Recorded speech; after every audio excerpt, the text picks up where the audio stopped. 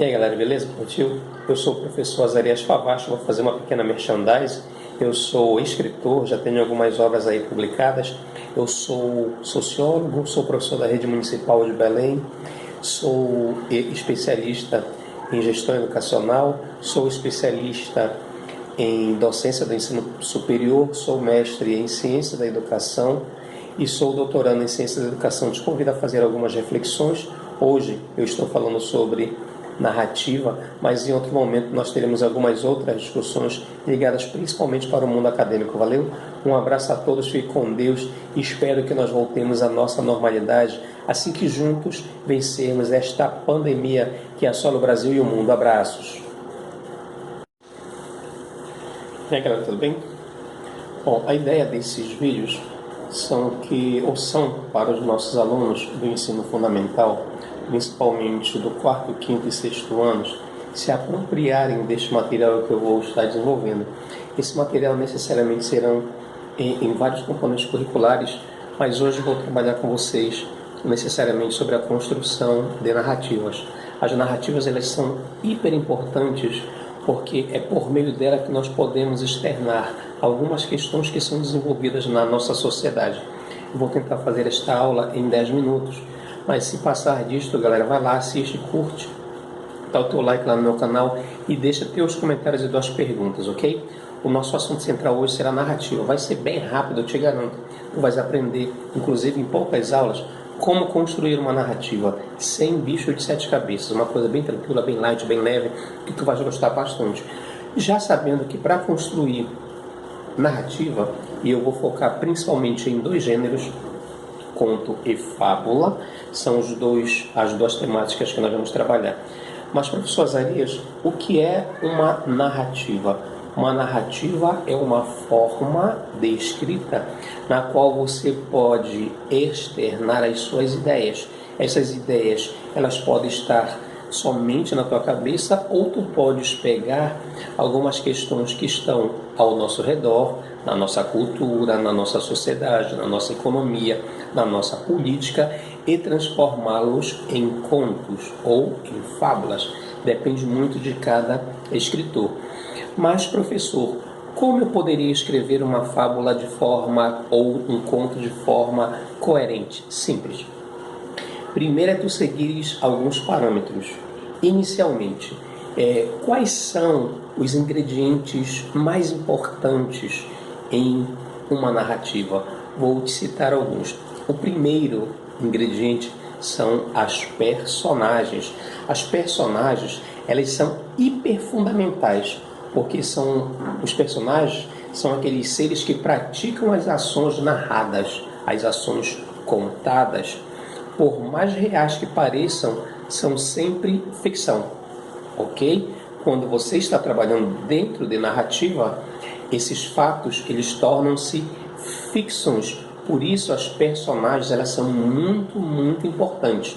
Eu normalmente gosto de dizer para meus alunos que é importante nós trabalharmos sempre com no mínimo 3 e no máximo 6 personagens, porque aí tu não corre o risco de te perder. E toda vez que tu estiveres trabalhando com um personagem, lembra, esse personagem ele precisa ter características. Esse personagem, tu tens que imaginar qual é a personalidade que tu vais dar para este teu personagem.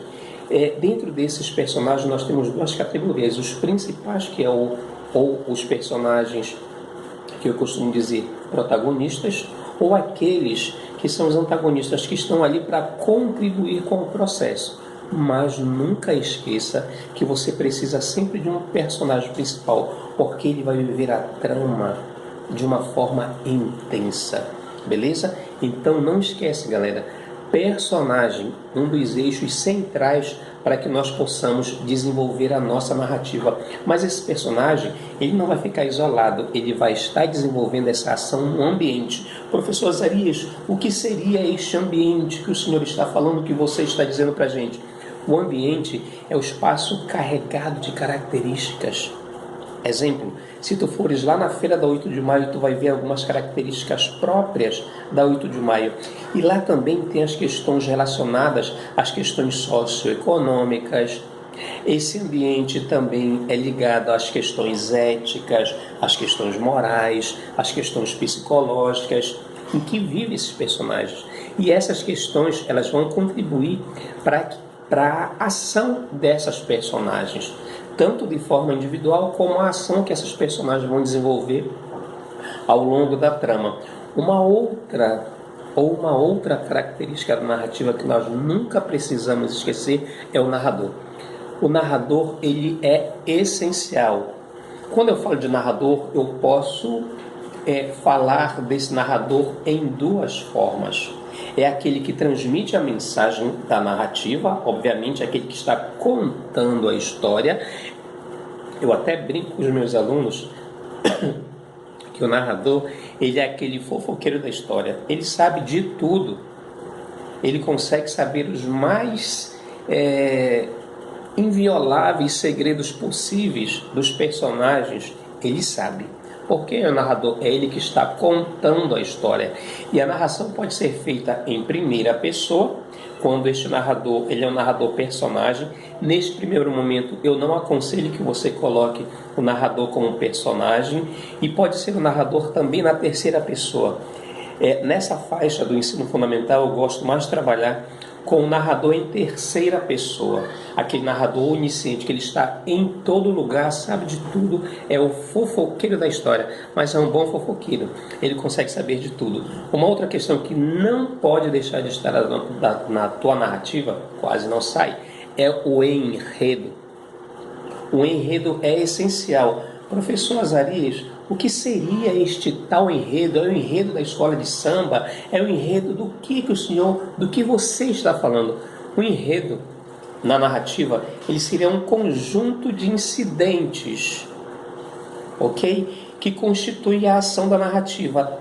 Vários acontecimentos que irão se desenvolver na narrativa, eles vão estar dentro deste enredo. Eu preciso deste enredo para eu desenvolver. Então lembra, nós já falamos de personagem, já falamos de narrador, já falamos de ambiente, estamos falando agora de enredo, mas nós precisamos dentro deste enredo saber que nós podemos dividir esse enredo em duas partes. Eu posso ter o enredo por meio do conflito e por meio da trama. Por meio do conflito é aquele enredo vivido por um ou mais personagens cujo foco principal é prender a atenção do leitor. Toda boa narrativa deve prender este leitor. E a segunda forma, a trama, ela se desenvolve por meio de uma tensão que se organiza em torno dos fatos e os faz avançar. Divide-se em função e conflito. Portanto, mais uma forma que eu estou te colocando que tu podes desenvolver dentro da tua narrativa. Só que para tu fazeres essa tua narrativa, tu não pode começar, iniciou, de repente eu estava no 8 de maio, e aí o personagem principal foi atravessar a rua, veio um caminhão e matou, acabou a história. Não. Toda boa narrativa, ela precisa ter também algumas características simples. A primeira, a introdução. Na introdução, tu vais colocar algumas características de onde vai ocorrer o fato, quais são os personagens, fazer algumas apresentações especificamente de onde vai correr a tua narrativa, seja um conto ou seja uma fábula. A segunda questão que eu quero que você observe e não esqueça, o desenvolvimento. O desenvolvimento é a parte do enredo em que as ações e os conflitos são desenvolvidos conduzindo o enredo ao clímax. O clímax é aquela parte muito, muito emocionante que prende todo leitor. Exemplo, é o ponto em que a ação atinge seu momento crítico, onde há maior tensão, onde o leitor está preso e quer saber o que vai acontecer de fato nesta narrativa. E o desfecho? O desfecho já vai chegando ali para o final, para a conclusão. É a solução que tu vais dar para o conflito. Só que todas essas questões que eu já citei, tu não pode esquecer o tempo. Em que tempo tu vai estar desenvolvendo a tua narrativa? O tempo em uma narrativa tem um papel imprescindível de situar o leitor na história, para ele entender melhor os fatos. Há o tempo real e o tempo percebido pelo personagem. Então, o tempo também ele é essencial, porque se não colocares muito bem essa questão do tempo, tu não vai saber como e onde tu vai estar desenvolvendo a tua história. Tu pode desenvolver uma história no passado, tu pode desenvolver uma história no futuro, tu pode desenvolver uma história no presente. Então, dependendo dessas questões, tu pode desenvolver uma boa narrativa. Essas são algumas pequenas dicas que tu não podes esquecer para fazer uma boa narrativa, ok? Eu gostaria que vocês dessem bastante atenção nesta aula, que vocês se linkassem. Eu vou também estar fazendo algumas transmissões ao vivo e eu gostaria que tu desses uma boa olhada, fizesse os teus comentários, porque virá a segunda, a terceira e na quarta aula eu vou passar alguns temas que é para tu desenvolveres, ok? Esta é uma forma de a gente estar se aproximando e de não esquecer que a educação ela não pode parar. A educação nós podemos fazer a partir desses bate-papos, mas nada melhor do que a educação presencial. Um forte abraço a todos e eu espero que vocês curtam este pequeno exemplo de aula que eu estou apresentando a vocês. É a essencial? É a melhor? Não. A melhor é a aula presencial, todos nós, enquanto profissionais da educação, sabemos. Mas para este momento que o Brasil atravessa essa pandemia horrenda, é o momento então de nós fazermos o melhor, ok? Vai lá no meu canal, curte, um abraço a todos e te vejo na próxima.